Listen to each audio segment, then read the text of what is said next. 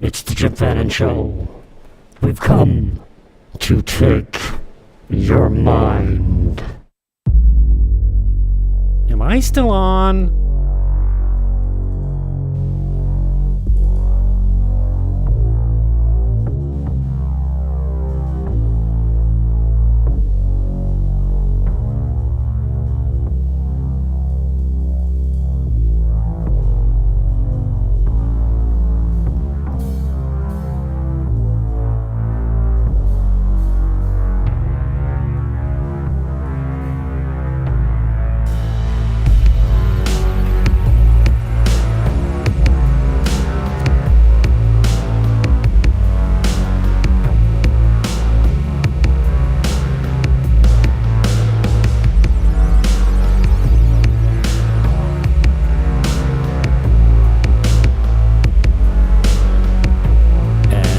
Here we go.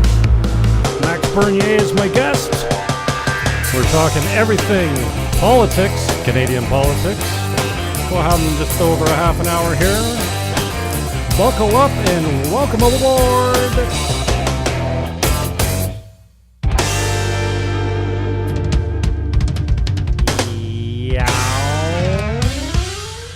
And this is where you find them on the Twitter. This is the way, and all the links should be in the show description below.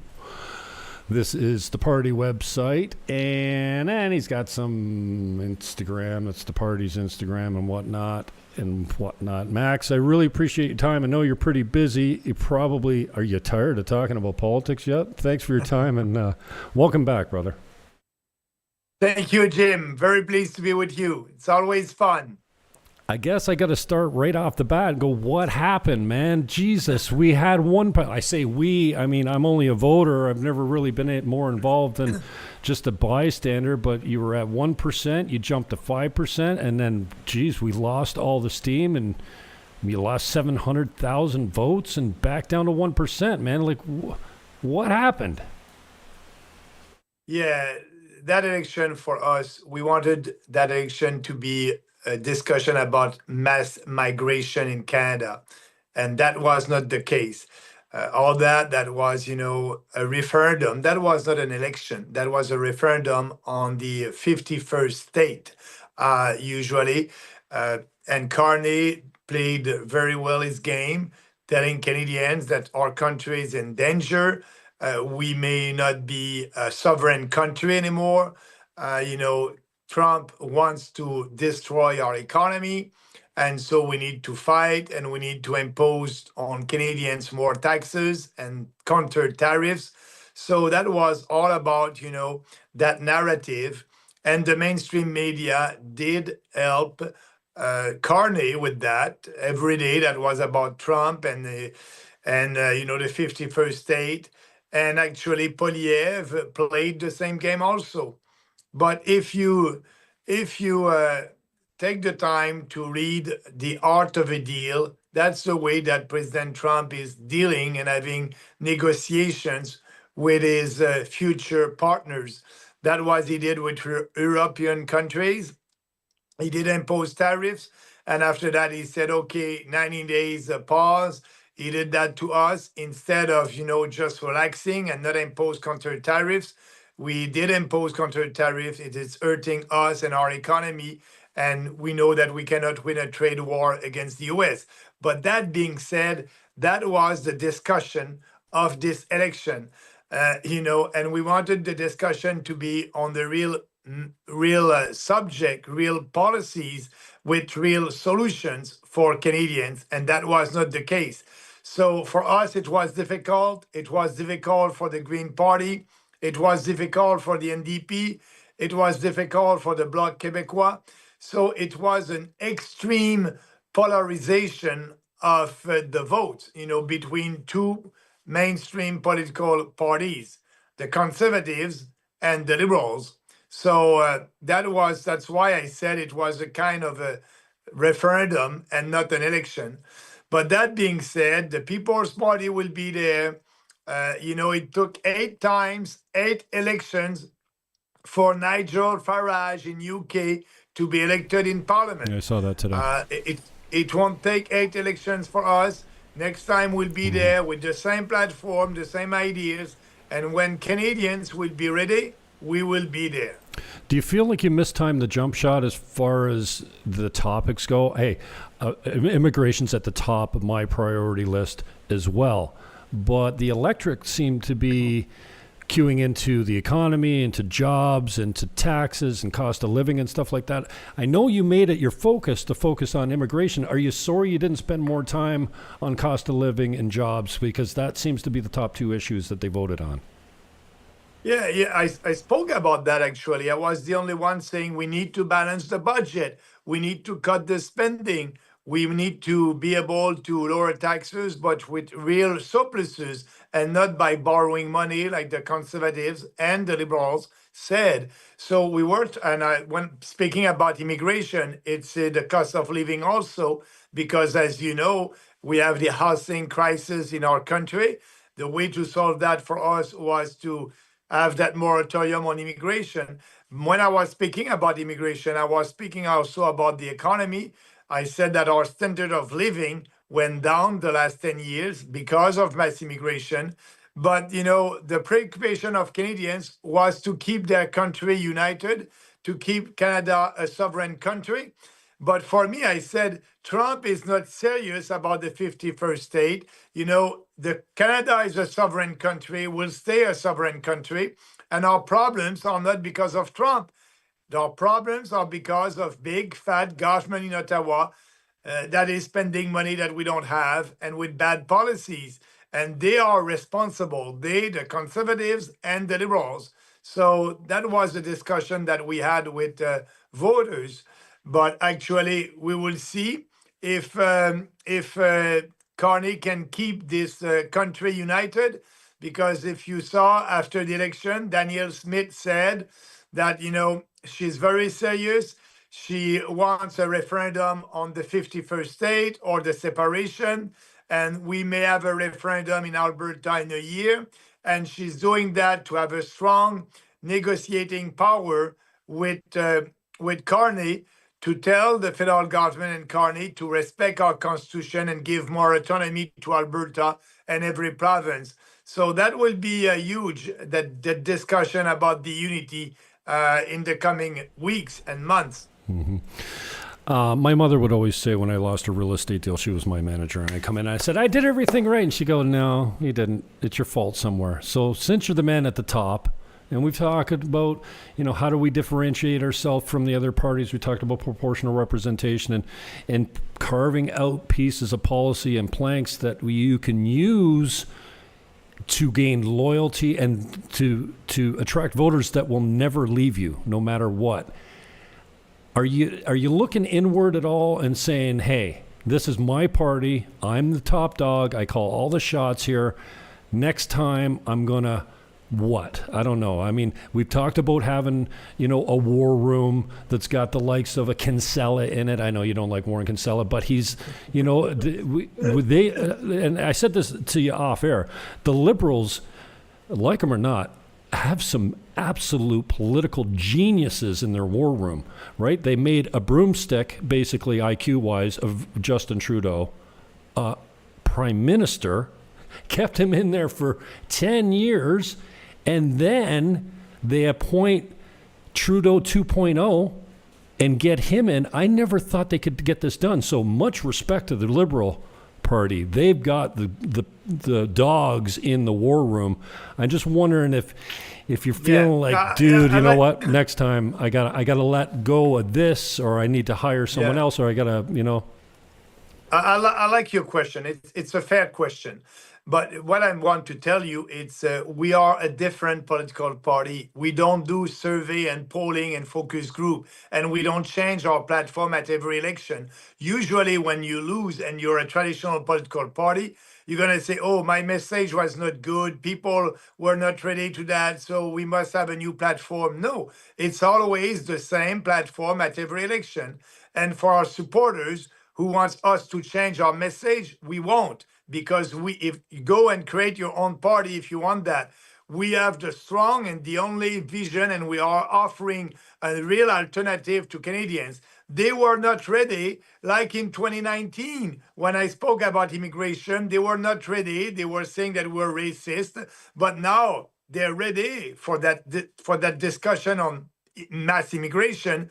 But that was not their first preoccupation for this election. So the message would be the same. Maybe the communication of the message, you have a point there. I was not on TikTok. We were not very efficient on Instagram. And if you look at the public polls, our biggest support is coming from younger men between 18 and 35 years old. We were about 15% of support there. So we can grow by having their support. And actually, I was not on TikTok and on Instagram, and these voters, male, are on TikTok and Instagram. So I think we can do something special there. And I will have to be on TikTok and Instagram. And our goal is to start that in the next couple of weeks, to be present there and to build a presence there, like President Trump did, actually. He was very popular on TikTok, and he was able to have these people, young men. And what we did differently from the last election, we did podcasts, a lot of podcasts. I was with, Patrick Bet-David. I was with Tucker Carlson. That's huge visibility in Canada because I was not part of national debate. That was our strategy at this election. Because we cannot participate in the debate, I need to travel across the country, help our candidates, and being more active on podcasts and try to have these big podcasts. And our goal in the beginning of election was to be on Tucker Carlson and Joe Rogan. So we were not able to be on Joe Rogan, but at least we were on Tucker Carlson and the other big ones. And I was so happy I'm very to see pleased you with there. that. Yeah, I was so happy to see you there. And after running 10 elections for myself, mostly as the Green Party when I was young and ideologically possessed, I guess you could call it. But, as I got better at being a candidate, there was no one that could touch me. Even the seasoned veterans, doesn't matter what party they were, they could be elected 3 or 4 times. They would get up there and go stone cold stiff and read their notes. And by the time I did my last election, I had like a comedy routine going. I was just really no notes, natural. I could steelman both sides of the issues so I could also tear them apart. And I remember saying, see, you go and you stand in front of 500 people at the Chamber of Commerce, you win the debate hands down. It doesn't make a difference. And even if you had been on Rogan, Tucker Carlson, Bet-David, you had some great platforms there. And it turns out it didn't matter at all. No votes came from that. Absolutely. And normally I was saying, oh, Jordan Peterson, come on, get my guy Max on there. I think it'll make a difference. It never does, it seems. Well, look at the national debates. I wanted to be part of that. And for me, I believe that Poilievre won the debate the way that I was looking at that. Didn't help a lot Poilievre. We still have almost a majority liberal government. And we can have a coalition with the NDP, and they will be there for 4 years. So, you need to be out there and speak about your values, your ideas. But contrary to when we are doing our debrief of this election, it's not like doing a debrief and you're a traditional political party. Say, okay, we're going to have a new policy there, a new thing that, no, for us, we know that we have the best policies for the challenges that we are having in this country. So let's speak about that. But I was honest all the time. I said it's a revolution that we must do. We won't win that in the first election. And yes, that election was very bizarre and tough for us. But also don't forget, we had about 90 ridings where we didn't have a candidate. So our average what happened was there? 0. Sorry to interrupt there. What happened? I never did get to the bottom of that. They were nominated in Elections Canada. Why did they get pulled? What happened? Yeah, actually, we had 310 candidates just before the election. And what happened? The day when the Elections Canada, the last day before approving our candidates, we did some calls, and our candidate said, "Oh no, I won't run. I won't deliver my papers," without good Jesus. excuses. So what we think and what we saw on social media, some of them were conservative, and they came to us. Oh, They did the man. interview. They passed through the Shit. process, and they were saying that yes, we are there. And when the time to table their papers with Elections Canada, they didn't go. Well, And that, but that, we saw on social media 4 of them after that at a rally with Pierre Poilievre. Jesus. That was for me another trick coming from the Conservative Party of Canada, because their only goal is to destroy us. They try with Kinsella in 2019. That's their only goal. They don't want a competition at their right. And I believe that they did that. So that's why I said to the team, this time we need to find our candidates right now and being sure that they are with us until well, you really the got to get election. down in the mud with the pigs in politics. I get it. I've been there on many campaigns, a small level, but I've run on, I don't know how many elections total, but at every level, regional, mayor, provincial, and federal. So I guess that leads me into my next question. I guess you partially answered it already. You got to do better. You have to do a better job. I mean, you vetted me very, very well. You turned me down, and you put one of my best friends up there, a housewife with no political experience, dude. I want to hit home runs for the PPC. I was pretty bummed when you turned me down as candidate, but I'm still talking to you. What do you have to do to get? And I'm not talking about vetting now. What do you have to do to attract a premium star candidate? Because you need a bunch of them. You can't just, the Green Party needed Elizabeth May. They needed kind of like the star candidate. She had no political experience. Turned out it didn't matter. They put all their eggs in one basket. They got her elected, and they get her reelected in that very friendly, eco-environmental riding that she's in, Saanich Gulf Islands. But what do you do in the meantime? Because they say elections are won in between elections. They're not won during the election. You have to win the election now, between now and the next election date. So what's the plan to get, for lack of a better word, a star candidate, that might have a better presentation than me, even the leader? Like, I hope you're not the type of leader that goes, whoa, whoa, whoa, whoa, whoa. We don't want this guy making national news. We want the national news to go to Max. So you don't come off as that way, but how do you recruit the star? Actually, Poilievre was like that. He didn't show to Canadians that he had a finance minister and a team around him. Carney did that pretty well to reassure Canadians that he has a team with him. So that being said, for us, we had very well-known candidates. I'm thinking about Daniel Brisson in Quebec. He was running to be the mayor of the Quebec City, and he's very well-known in Quebec. And, but we don't have, you're right, a national figure that will be known by, the mainstream media. That would be good to attract somebody like that. But, we are at 1% right now. That was our result. So it's very difficult to attract. Usually, if you're a successful business person, you are, a little bit, you want to go with the winner. And right now, if you look, we are not the winner. And that's why I said we need to focus. And we had great candidates, but we didn't have a star candidate. Absolutely, you're right.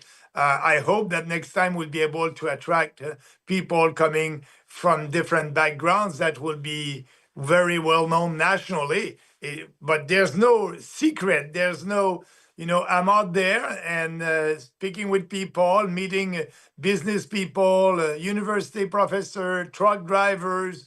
But a lot of them are not national. They're not known nationally. It's a big challenge. What do you think the opportunity might be to poach some stars from other candidates? Maybe you grab one from, a party that can't win in that riding and convince them to run PPC. Are you personally involved in recruiting and tapping guys and taking guys out for dinner and saying, hey, we want you to run for the PPC? Oh, yeah, I did that. I'm thinking about Jeff Law in Brampton, a successful business guy, very well known over there. And I did call him and I did have a discussion with him before the election. He did run with us, very well known in Brampton. but he was not able to be elected. Uh, you know, you need to fight to be out there. It's a revolution. And, I like this. And we are in a parliamentary system also, Jim. You know that. It's more difficult. There's no proportionality in our electoral system. But Nigel Farage was able to be elected, but it took him 8 elections. So, we still have 5 elections, but I can tell you that we were going to do that revolution because now our country is not going in the right direction. We are in a recession. Our standard of living is going down.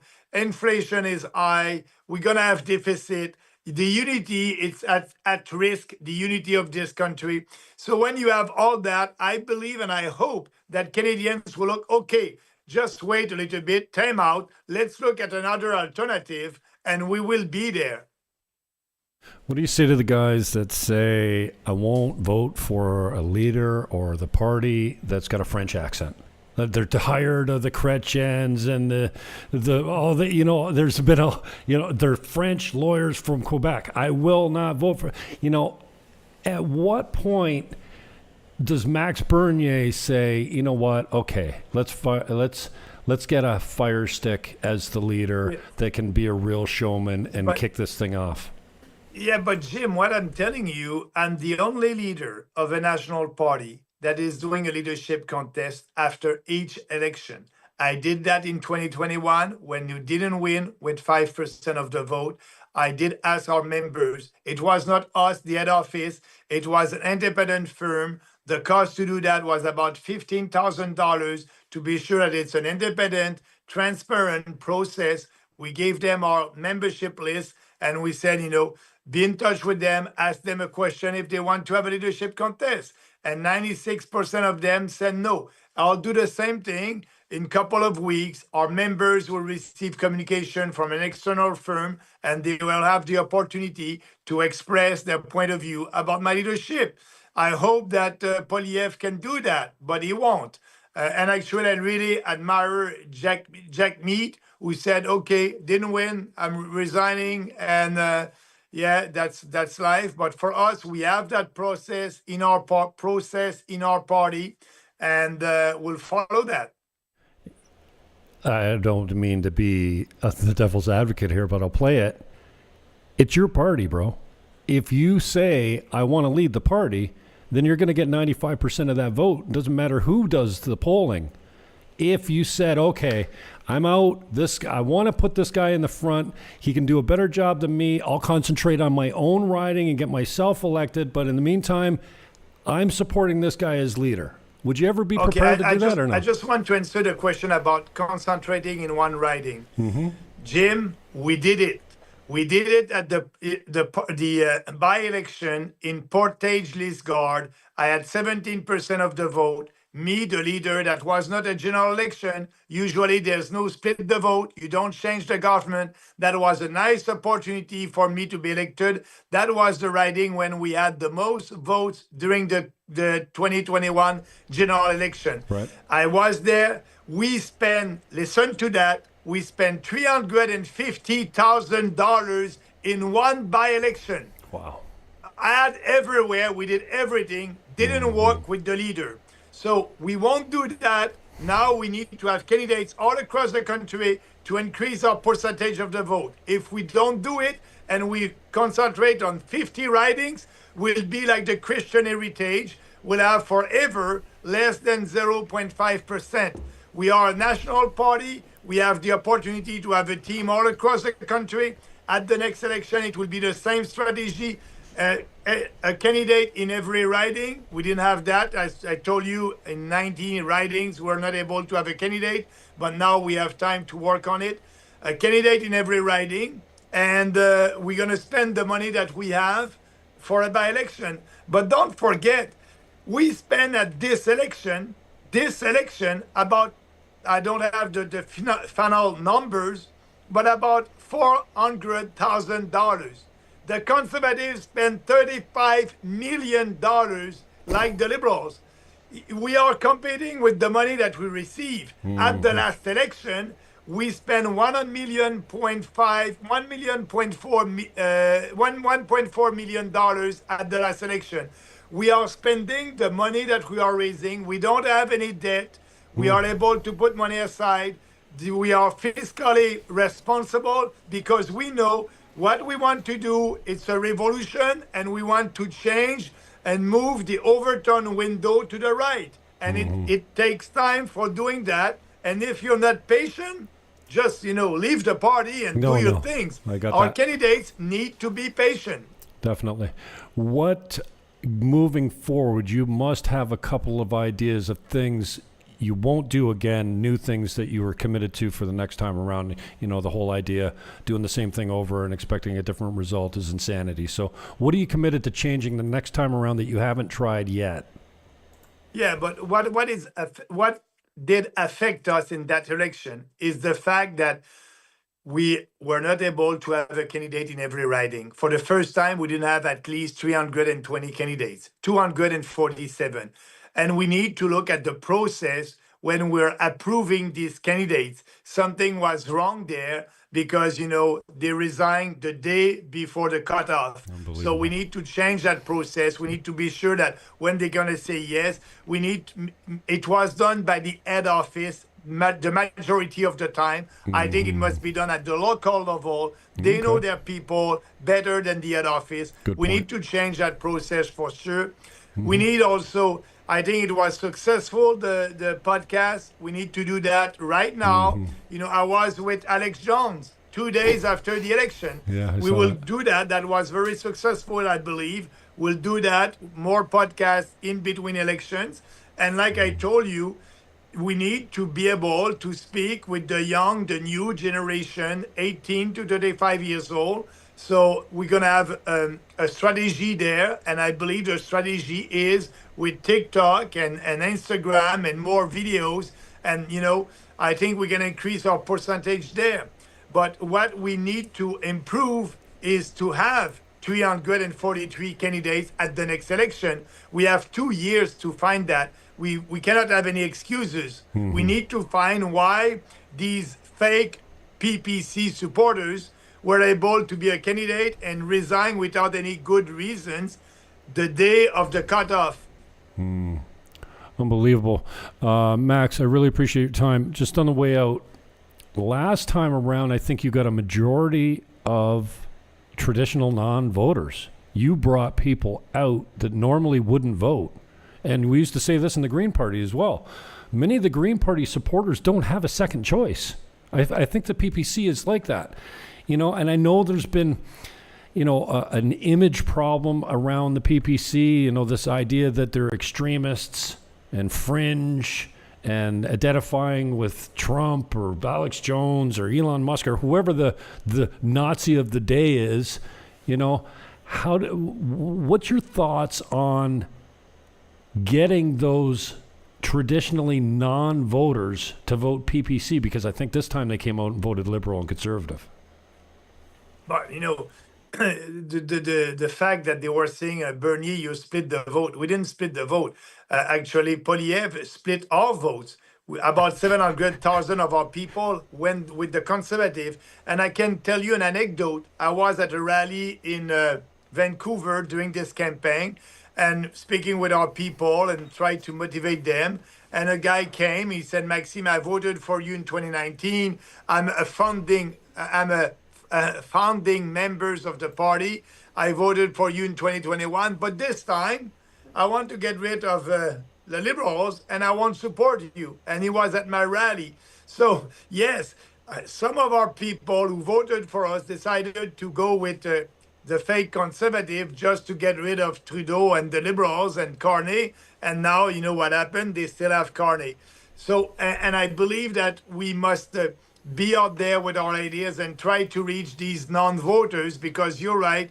Usually when you don't vote, it's because you're saying these two traditional political parties are the same. I don't want to support that. I want a new option. We need to be out there. But what is good, if when they are taking the time to read our platform, they usually, if you're honest with yourself, they will come to us. But it's tough for people to read an electoral platform, only 2 pages on immigration. But we have the best. And speaking about debates, you said that I did a lot of debates and went well. My candidates did a lot of debates, and they were able to win that because it's common sense. It's based on facts and reasons. So we have the best platform, and we know that if we can have a debate, we will win that debate. And that's why they didn't want me at these leaders' debate during the campaign. And every election, they find a new criteria to exclude us. We have the best ideas. We need to be out there and being strong before the election, during the election, and after the election. I hear there's talk. I don't watch Canadian news hardly at all, but today I put on CBC News World. What are they talking about? That the Liberals are looking for a couple Conservative candidates to cross the floor so they can get the majority government.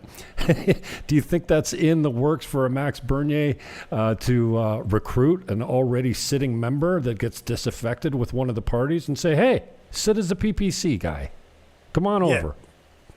Absolutely, absolutely. I won't take the phone and call all of these new MPs, but if they like our platform and they want to come, that would be great. Absolutely, but they don't want us. They know that if we have a seat in Parliament, the mainstream media will have to cover us a little bit more, and with more coverage, we'll have more support because it's common sense.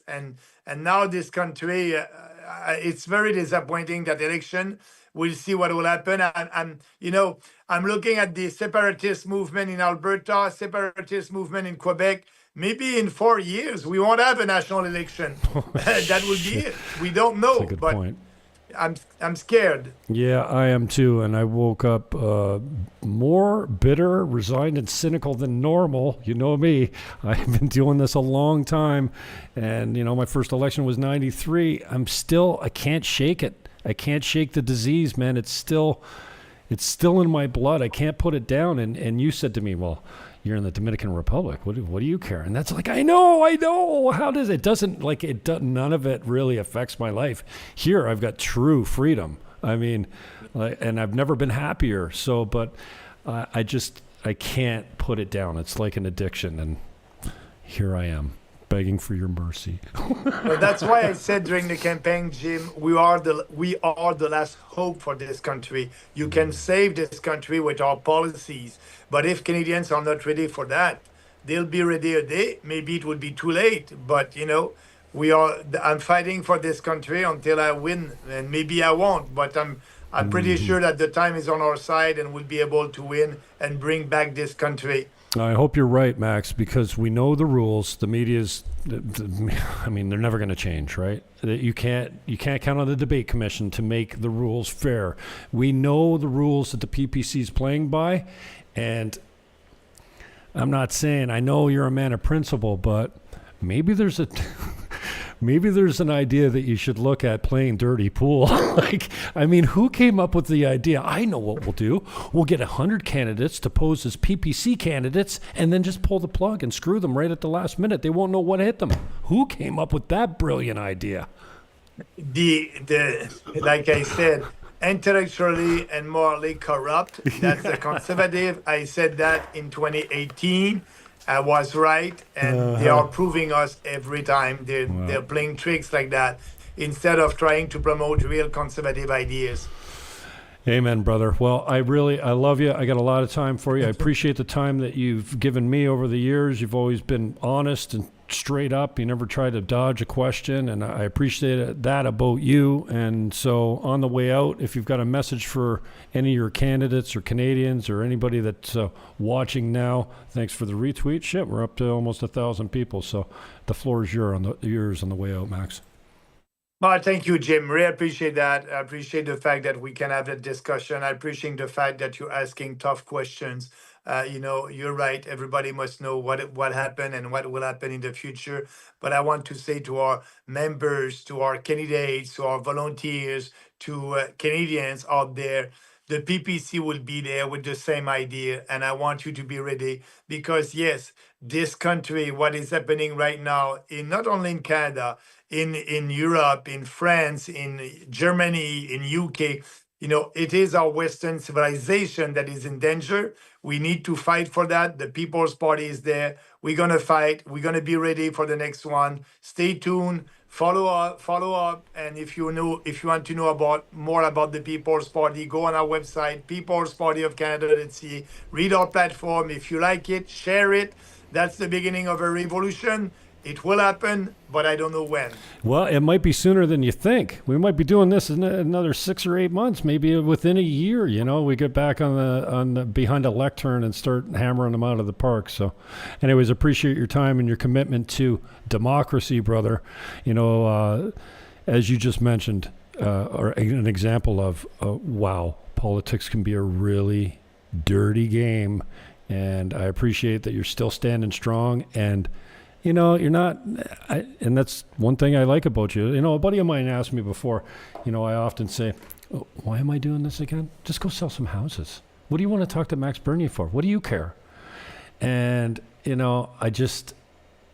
I can't help but think that one day somebody might watch it and go, you know what? You interviewed that guy and you said this thing or he said that thing and it changed my life forever. So you never know the impact that you're having until way down the road. You don't often get it. And dude, you have got some of the craziest hate fans out there ever. Dude, like when you retweet one of my tweets, I get so much garbage.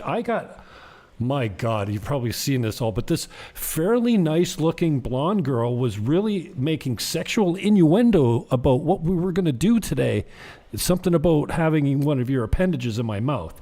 And I'm like, what the hell? How angry and disaffected do you have to be? Like, who hurt you? Like, I looked at her profile, I'm like, Jesus. What is wrong with you? So anyway, I appreciate your thick skin too, man, because I don't know how you do it. Yeah, there's crazy people out there, but there's more good people out there. So I'm fighting for them. All right, brother. Thanks for the time. I appreciate Thank you, Jim. All right, Bye-bye. We'll talk soon. Ciao. Bye. That's how you do that. Max Bernier was my guest. And hey, you know what? If you want to get in, if you want to talk, shoot me a DM. I'm going to go to a commercial break so I can use the bat room. But if you want to get in and give your point of view, shoot me a DM and I will set you up with the Zoom link. And you can get in and chat it up if you're down. Let's see. How do I do this? I used to know what I was doing here. Okay, so give me 29 seconds, because do you know that it takes 19 seconds for just about every mammal to completely empty their bladder? It doesn't matter who you are. It's true. All right, I'll be right back. If you want to get in, shoot me a DM, and I'll shoot you the Zoom.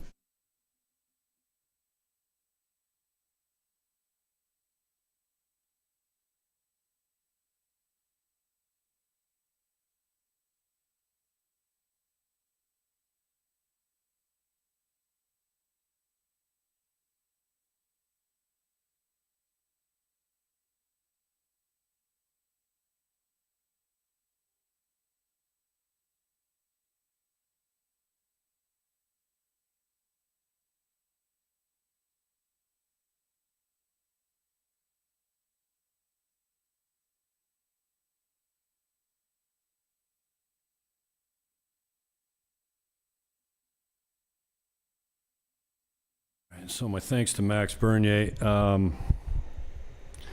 He's been doing quite a lot of this. I was going to pick him up on election night, but we had some technical difficulties here, and then like internet service wise and whatnot. And then I am so resigned and cynical. I'm this close to saying forget it all. I don't care. And that's kind of how I treated this election. So anyway, it was good to have the support of Matt. I mean, his crew's been very, very good at getting him on whenever I ask. So I appreciate that. But I'm just getting to the point now where you know, I said before the election, this goes just one of two ways here, right? The liberals and their media and their polling, they're all in the tank. And this goes the way the American election goes, and there's just a conservative majority and nobody saw it coming. Or, what I was not hoping for is that there's just enough loyalty in the Liberal Party and just enough people that were fooled by Carney to get him reelected. And you can look at a 5-year-old tweet of mine where I said, the Liberals are getting back in. What are you talking about? Even when Trudeau was at the bottom of the polls, I'm like, if they pulled the plug today and there was an election today, he'd win. Well, what do you mean? He's under 20%, or he's at 20%, or less than 25%. No, somehow these people find a way. Those people, these people. Are going to get canceled? Can't cancel me. And unfortunately, you know, one of my two scenarios had to be right, but I cannot believe that there's that many Canadians that fell for it, you know? So that's just politics. And I really didn't know why there was 90 candidates polled at the last minute, but yeah, I heard that they were on the website and I couldn't really find an answer for it anywhere. The PPC was infiltrated. Oh, Jesus. Oh, Claudia, thank you for getting in. I've been reading your comments here. Thank you, Jim, for having Max on your show. Very interesting. Yeah, it's called Female Voters. Claudia, are you suggesting that giving women the vote was a mistake and that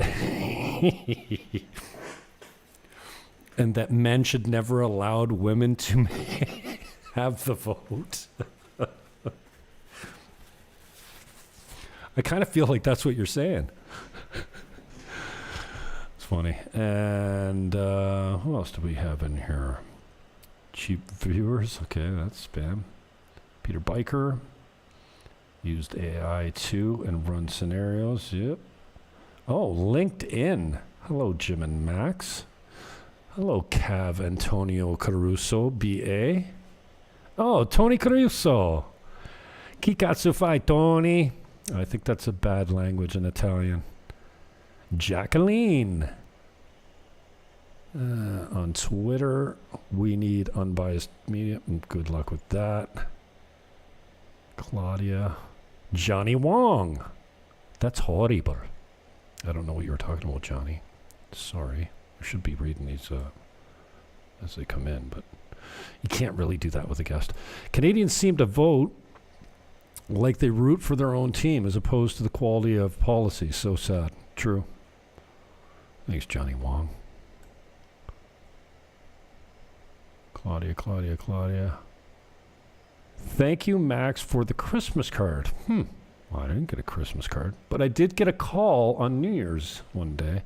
I think it went, oh, Shimjelly Jim. 9,158,470 non-voters didn't vote. I'm having a hard time scrolling. Largest block to this day. Bigger than the libs and cons. Yeah, well, we always know that the block of non-voters is usually surpasses every supporter voter base. Shimjelly. You can't get non-voters by identifying as reform or real conservative populists don't identify with the old tired labels. Okay.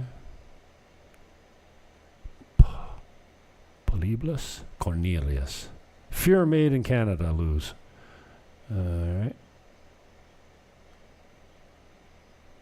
A vote splitter. And somebody on Twitch gets in. Oh, Twitch is fake followers. Wesley from Florida checking in on the YouTube. What up, Wesley? Siki Puppet. Trader. Me or him? Thank you, Jim, for having Max on. Thank you, Juliana S. Miles. And Claudia. Hello, Jim Sweetie. I'll plead the fifth, even if that doesn't exist in Canada. And Luc Bouchard, greetings. All right, well, it's a little bit hotter than normal up in here today, and I'm going to get out. I don't see any messages of people breaking my door down to get into the fucking gym fan and show up in here today, so that's just better. I think I'll go see what the Toronto Make Me Laughs are doing. I haven't watched any hockey this year. Here is the link for the party. I'll put it in the comments section here, even though it's already in the show description, I'm sure. Here is Max on Twitter, formerly known as X. And here's the PPC on the Insta. Copy. Paste. Peace, love, hug your neighbor, and I am out.